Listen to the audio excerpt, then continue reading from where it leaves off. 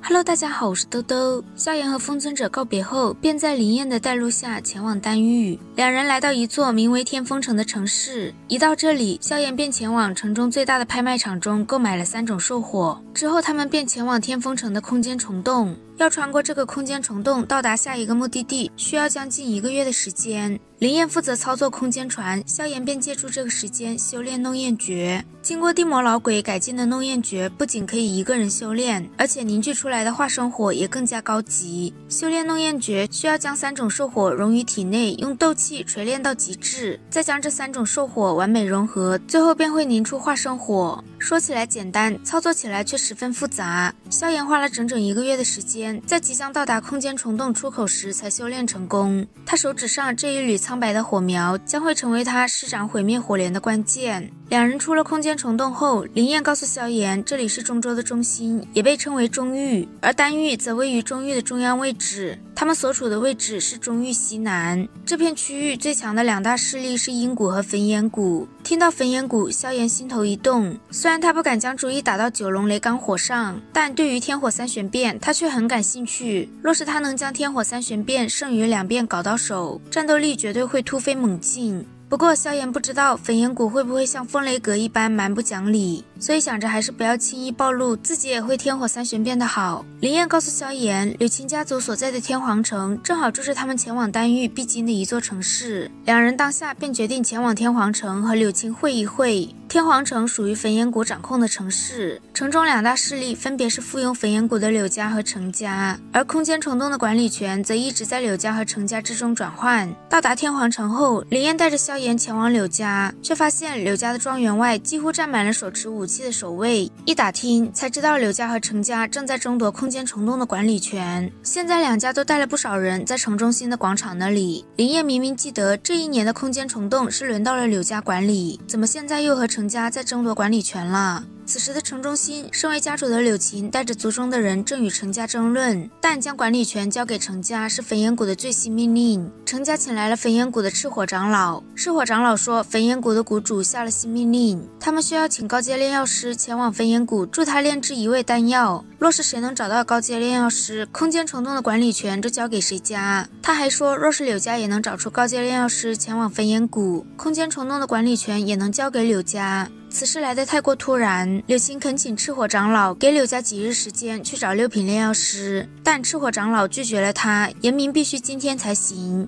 柳青身后出落得越发诱人的柳飞不满地说，这个老不死的肯定是收了程家的礼。柳飞这话一出就被柳青训斥，让他闭嘴。柳飞见状只能委屈地跺了跺脚，不再说话。1日之内找到6品炼药师前往焚炎谷，对柳家来说太过困难。就在脸色铁青的柳青准备带柳家人离开时，林燕带着萧炎出现，3人一番寒暄后，萧炎问柳青可是有什么困难。柳青并不想将萧炎牵扯进来，但见萧炎的态度坚决，还是将事情一五一十的说了。得知只要能找出1名比程家请来的炼药师还强的人，空间虫洞就归还给柳家掌管后，萧炎二话不说就站了出来。他问赤火长老要如何比试来分出胜负。程家的炼药师说直接比灵魂力量便可，还说念在萧炎是晚辈，让他先出手。进入斗宗的萧炎灵魂力量不比一些7品炼药师弱，仅仅一招，萧炎就将程家的炼药师打败了。萧炎这一手让焚炎谷的赤火长老十分震惊。震惊过后，他便宣布天皇城空间虫洞未来3年的管理权将归柳家所有。赤火长老邀请化名言笑的萧炎前往焚炎谷。萧炎对焚炎谷很感兴趣，问赤火长老焚炎谷寻找高阶炼药师所谓何事。焚炎谷的谷主虽然对炼药非常感兴趣，但因为条件不全，并不能成为炼药师。不过他凭借着自身对火焰的操控能力，也可以用异火炼制一些品阶不高的丹药，但想要炼制高阶丹药，就需要其他的炼药师从旁协助，而他这次就是为了炼制高阶丹药才到处寻找炼药师。此时距离丹会的举办还有一段时间，萧炎想着这次去焚炎谷说不定还能弄到天火3玄变的后2变，便欣然同意前往焚炎谷帮忙。在离开前，萧炎让林燕留在柳琴这里等他，还让柳琴帮忙查一下最近中域有没有一位叫小医仙的消息，以及新来的家族。说完，萧炎便跟着赤火长老前往焚炎谷。焚炎谷坐落在炽火山脉，炽火山脉中的火属性能量极为充裕，一进入这片天空，温度都高涨了许多。在赤火长老的带领下，萧炎来到一座火红大殿之前。来到这里，萧炎才知道焚炎谷请来的这些炼药师们还需要参与选拔。此时的殿中已经有10多位炼药师在此等候。大殿首位坐着一名身形瘦小、一头红发、衣着朴素的老者。这位老者名为唐振，是焚炎谷的谷主。他的身旁站着一位英姿飒爽的红衣女子唐火儿。萧炎见过焚炎谷的谷主后，便在赤火长老的带领下寻了一处席位坐下。见人已到齐，唐振说他需要动手炼制一味7品高阶的丹药，他需要2名能够抵御住他9龙雷罡火的炼药师来帮忙。所谓的选拔也十分简单粗暴，只要场中的炼药师将灵魂力量召唤出来，能够抵御住9龙雷罡火10分钟就算过关。9龙雷罡火中有龙威凝聚，在场能够用灵魂力量扛过去的并不多。唐振召唤出9龙雷罡火，放出9条细小的火龙后，在场的炼药师也开始出手，但纷纷都扛不住一火的威力。只有一位来自丹塔的氪金长老幻大师扛住了9龙雷罡火。萧炎还没有出手，但因为他年纪小，在场的众人都纷纷忽视了他。唐振需要的是2名炼药师，见只有1人通过，十分失望。一名想看萧炎笑话的炼药师提醒他还没有测试，可惜所有想看萧炎笑话的人最终都会被打脸。萧炎召唤出琉璃莲心火后，一股灵魂力量钻进火焰中，很快一朵巴掌大小、看起来极为精致的碧绿火莲出现。9条火龙猛地扑向火莲，但刚进入火莲周围，火龙就像见到什么可怕的东西一样火速退出。见火龙对火莲如此忌惮，唐振能肯定这是异火，但琉璃莲心火却不在他的知识范畴内。萧炎很顺利的就通过了测试，唐振也很开心，自己终于集齐了2位帮手。他表示只要能助他炼药成功，报酬绝对会让他们2人满意。他们要是有什么需要的东西，也可以开口。萧炎心头一动，说自己想要天火3玄变，但天火3玄变是焚炎谷镇谷之宝之一，并不能外传。唐振让萧炎换一样其他的东西，但萧炎却不甘放弃天火3玄变。他问唐振，这次炼制的丹药是否对他很重要？若是这个丹药比天火3玄变还要重要的话，有他相助，绝对会更有把握炼制成功。萧炎的话让唐振十分心动，因为他这次炼制的丹药对他来说十分重要。他的女儿唐火儿之前强行融合9龙雷罡火遭到反噬，留下了非常大的后遗症，若是再治不好，不到1年生气便会枯竭。所以为了这一丝希望，他答应了萧炎的要求。但焚炎谷的规矩他无法改变，所以他承诺萧炎只要炼丹成功，他可以给萧炎一次机会，只要萧炎能把握住天火3玄变便会属于他。虽然唐振没有明确答应给萧炎天火3玄变，但至少是有了一些机会。萧炎顿时喜出望外，他会尽自己最大的努力来争取天火3玄变。唐振要炼制的丹药是7品高级的火蒲丹，他将火蒲丹的部分药方分别给了萧炎和丹塔的氪金长老幻大师。炼制时，萧炎和幻大师只需要按照药方上的要求各司其职便好。唐振并不是炼药师，他只负责利用9龙雷罡火来提炼药材，而药材之间的融合则需要萧炎和幻大师来负责。唐振放出自己的药鼎，召唤出9条火龙，开始提炼药材。萧炎和幻大师的灵魂力量也在各自火焰的保护下进入药鼎。火蒲丹的炼制分为8部分，第一部分的药材很快就在唐振的异火提炼下完美浮现。萧炎和幻大师2人虽然是第一次合作，但他们都是炼丹老手，有着极其丰富的经验，很快就进入了状态。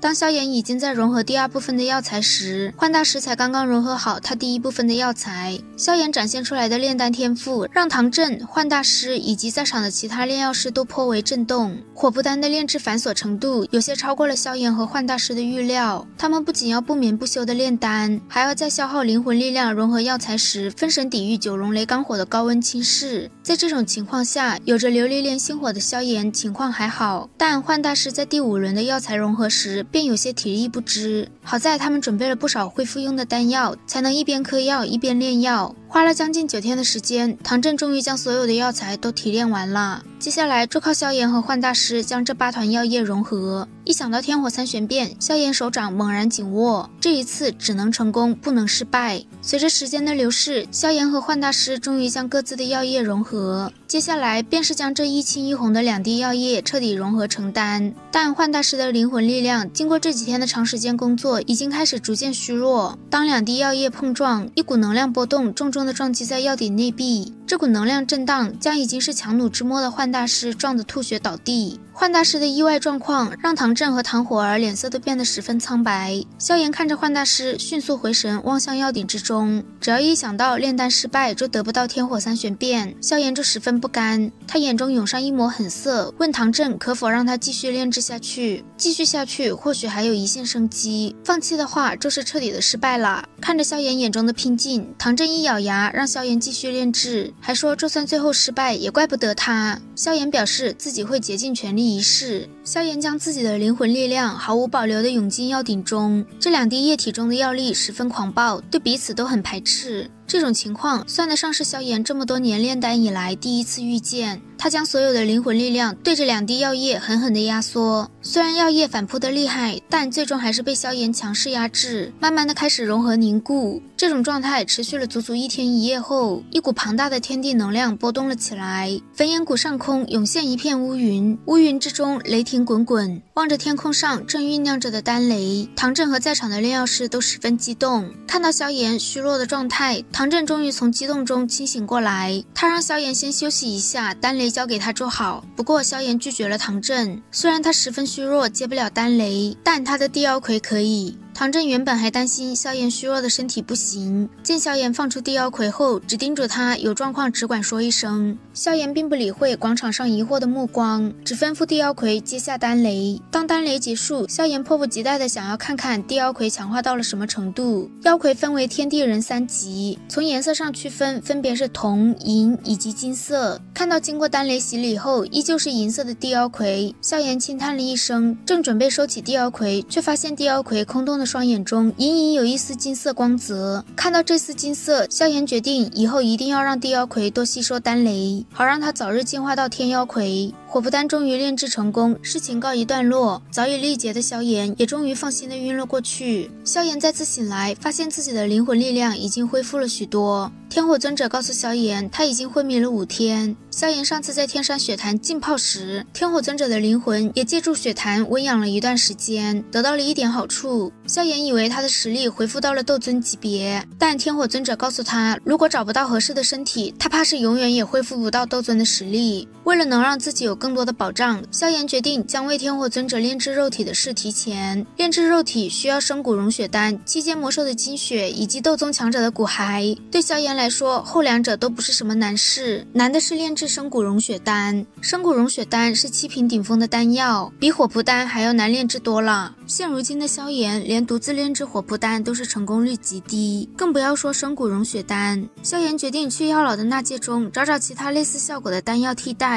最终他找到了一个7品中级的阴阳命魂丹，这个级别的正好是现在的萧炎可以炼制的。天火尊者也不介意用差一点点的丹药，只要能拥有躯体脱离现在的状态，他怎样都好。萧炎与天火尊者交谈完后就离开了房间，火蒲丹已经成功炼制，他也该去拿属于自己的报酬啦。萧炎一出房间就被在外院守着的唐火儿叫住了。唐火儿并没有半点焚炎谷大小姐的架子，她说萧炎是自己的救命恩人，不嫌弃的话叫他火儿就行了。唐火儿守在这里就是为了能在萧炎醒后带他去见唐振。去见唐振的路上，他提醒萧炎，天火三玄变是焚炎谷的顶级秘法，想要获得天火三玄变，就算唐振给了他机会，也不是什么容易的事。已经走到这一步了，就算有再大的困难，萧炎也不会放弃。在唐火儿的带领下，萧炎见到了唐振以及焚炎谷的一众长老们。焚炎谷的长老都十分迂腐，他们说天火三玄变是焚炎谷的不传之秘，让萧炎换一个条件。三长老的话一出，唐振就不高兴了，说自己已经答应了萧炎，难道要失信于人？更何况规矩是死的，人是活的，他身为谷主不至于连这点权利也没有。二长老连忙让唐振息怒，还说萧炎从始至终都没有露出真面目，难道要将天火三玄变交给一个来路不明的人？面对二长老的质疑，萧炎说行走在外自然要多加一层防护，既然二长老不喜欢，他摘了便是。二长老紧紧地盯着恢复本来面目的萧炎，半晌后说自己前段时间正好去过一趟中州北域，而把北域那边闹得沸沸扬扬的青年就叫萧炎。二长老笃定地说萧炎和炎萧应该是同一个人吧。萧炎面不改色地承认自己的身份，但他并不觉得这有什么关系。二长老说萧炎与风雷阁结怨是因为他身怀3000雷动，如今又想要天火三玄变，问萧炎为何对别人的斗技这般感兴趣。萧炎很平淡地说3000雷动的来历并不需要跟二长老交代，至于自己是否对别人的斗技感兴趣，更不是二长老能管的事。萧炎的话并不算客气，一下子就气得三长老站出来训斥他。不过萧炎懒得搭理这两个迂腐的家伙，他只让唐振表态，只要他说一句自己掉头就走。唐振这个人并不迂腐，也很重承诺，更何况他知道谷内的规矩，并没有承诺直接将天火三玄变交给萧炎，而是让萧炎以焚炎谷的核心弟子身份经过考验才能得到天火三玄变。听到唐振的话，二长老和三长老对视一眼，说谷内核心弟子的考验一直是由长老院设置，只要萧炎能在他手中坚持10个回合，天火三玄变的事任由唐振决定。二长老的话一出，整个大殿顿时变得十分安静，唐振和唐火儿更是十分生气。二长老身为斗宗巅峰，只差一步进入斗尊层次的强者，由他出手未免太过欺负人了。见二长老为难，三长老说萧炎既然能斩杀风雷北阁的长老，想必底牌不少，不如就与他交手。三长老实力比二长老弱，但也是货真价实的8星斗宗，甚至比费天还要强上一些。唐振并不同意他们的考验，而是让萧炎与唐火儿比试，只要赢了唐火儿便算通过考验。二长老和三长老却不同意由唐火儿出手。就在他们唧唧歪歪的时候，萧炎说既然二长老执意让三长老无尘出手，便依他吧。今日自己若逼着这两个老家伙的意思，很有可能无法将天火三玄变从焚炎谷带走。萧炎和无尘长老的对战引来了焚炎谷众多弟子围观。无尘长老是8星斗宗的强者，他听说过一些萧炎的事迹，但他觉得在绝对的实力面前，一切歪门邪道都毫无作用。所以开战前，他告诉萧炎，若是坚持不下来，焚炎谷其他的高阶功法斗技可以让他选择一样。萧炎对无尘非常不感冒，直接说若是输了，他会立刻走人。萧炎与无尘之间虽然差着非常大的距离，但凭借3000雷动还是躲开了无尘第一拳的攻击。萧炎施展出6合火和无尘缠斗，很快就在他手中走了5个回合。无尘才和萧炎对了这么几招，眼中就有一抹无法掩饰的得意，说萧炎若是只有这种手段的话，接下来的5个回合怕是坚持不住了。在他们对战到第9个回合的时候，无尘终于一把抓住了萧炎的脖子，他让萧炎认输，还说若是自己想杀他，他早就已经没命了。但被他抓住的萧炎只露出一抹诡异的微笑，说9回合了。无尘一愣，不等他回神，手中的萧炎砰的一声直接炸开。无尘抓住的只是萧炎的灵魂分身，在分身爆炸后，无尘阴沉着脸告诉萧炎自己的确小看了他，但还有最后1个回合，这一次他绝对不会再留手。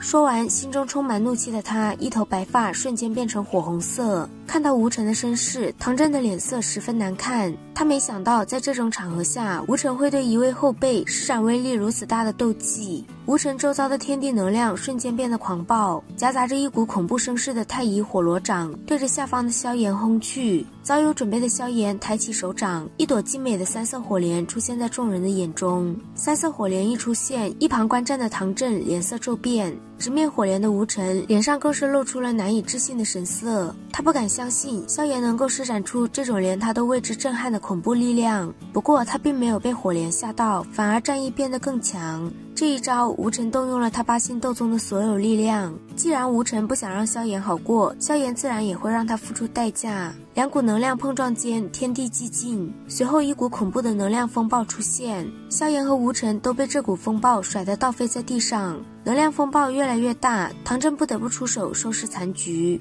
唐振将空间拉开一道足有10几丈的裂缝，然后将那股能量风暴直接送进裂缝之中。唐振很清楚太乙火罗掌不可能制造出这种可怕的能量风暴，想到萧炎的火莲和他展现出来的天赋，唐振生出一些惜才之心。10个回合已过，这一局明显是萧炎赢了。唐振恭喜完萧炎后，便带着萧炎和唐火儿前往焚炎谷的斗技阁。只有在斗技阁中才能得到天火三玄变最完整的传承。斗技阁第3层的中间地带有一个脑袋大小的红色水晶球悬浮在半空，这是焚炎谷的传承水晶，其中不仅有天火三玄变最完整的修炼之法，还有焚炎谷历代先辈的一些改进和经验。萧炎没想到唐振竟然会让自己来接受这种秘法传承，这样一来他就能以最快的速度领悟完整版的天火三玄变。萧炎深吸了一口气，郑重地对着唐振抱拳感谢。萧炎缓步上前，将双手轻轻地放在火红的水晶球上，